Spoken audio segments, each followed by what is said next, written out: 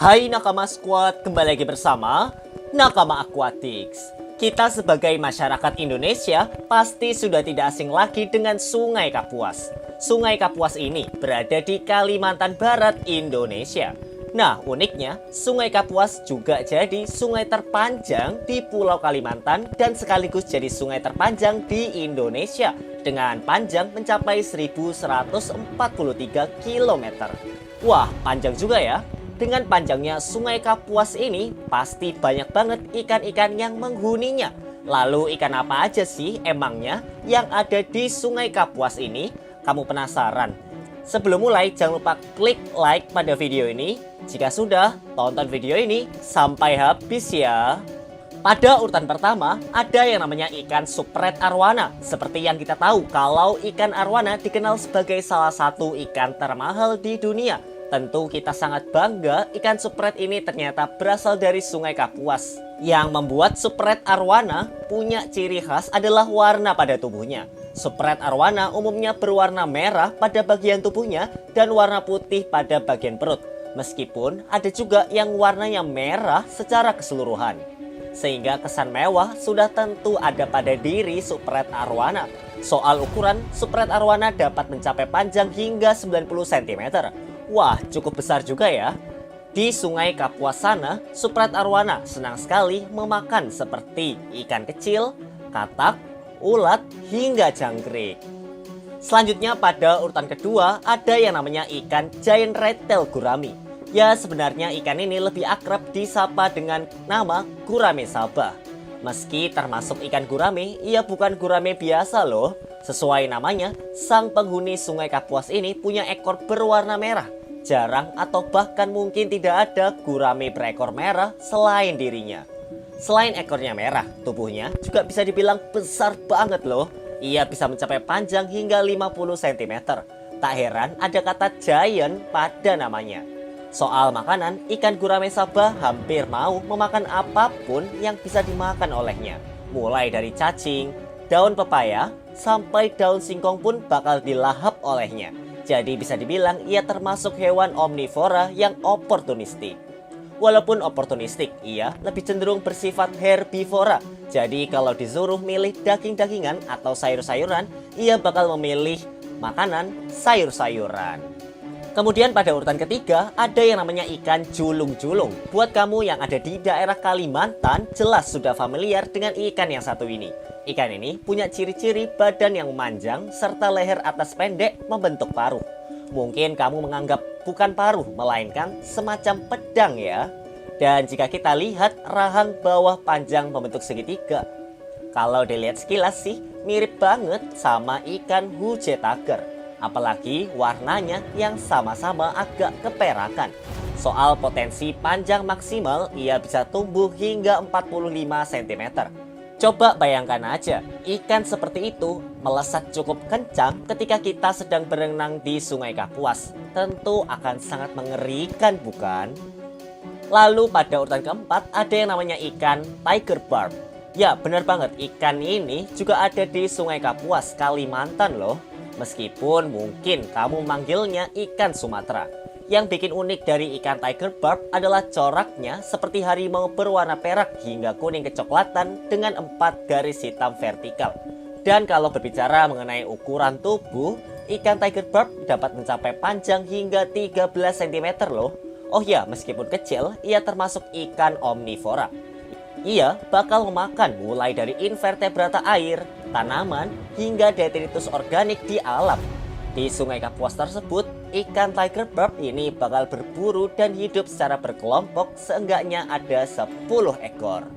Habis itu, pada urutan kelima ada yang namanya Vailance chocolate gurami.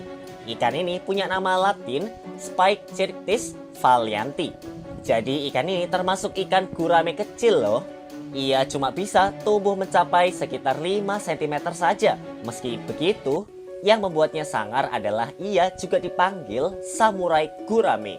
Walaupun kecil, ia termasuk ikan mikropredator. Ya, bisa dibilang ikan samurai gurame ini ikan predator versi kecil. Ia memakan mulai dari zooplankton, krustasea kecil, sampai larva serangga.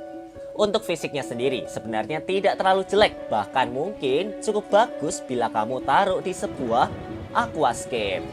Kemudian pada urutan ke-6 ada yang namanya ikan Borneo Lodge. Borneo Lodge ini sebenarnya cukup keren kalau kita lihat. Pada tubuh bagian atas berwarna belang-belang antara coklat muda dan coklat tua. Sedangkan pada bagian bawahnya berwarna putih. Kalau soal bentuk tubuh, memang sekilas ikan Borneo Lodge ini mirip ular, hanya saja pendek. Bayangkan saja, ia hanya dapat tumbuh mencapai panjang 8 cm saja.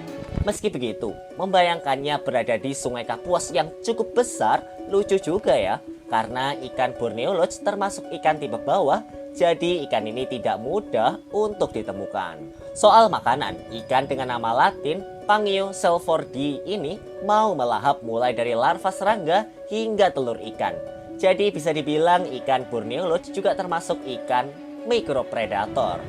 Lalu pada urutan ke-7 ada yang namanya Pangasius macronema. Ikan ini termasuk Pangasidae alias keluarga ikan patin. Tampak ikan ini punya tubuh agak memanjang. Untuk warna, ikan Pangasius macronema ini berwarna keperakan, akan tetapi lebih gelap pada bagian atasnya.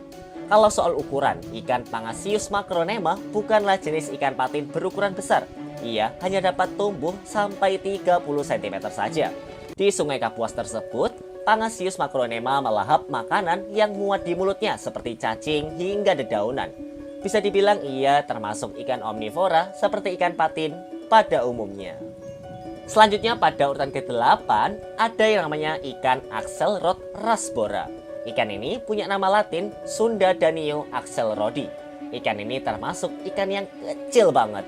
Kurang lebih ukurannya mirip seperti ikan neotetra. Ia hanya bisa tumbuh sampai 2,3 cm saja. Jujur saja sih, kalau kita lihat dari segi corak warna, ikan Axelrod rasbora ini tidak begitu istimewa. Malah terkesan biasa-biasa saja. Dengan tubuhnya yang kecil tersebut, hal yang wajar kalau ia hidup dalam berkerumunan alias berkelompok. Dan tidak heran kalau ia sering ditemui di tanaman air. Mengingat ikan kecil seperti Axelrod rasbora ini perlu berlindung di suatu tempat demi menghindari predator. Terakhir pada urutan ke-9 ada yang namanya ikan botia.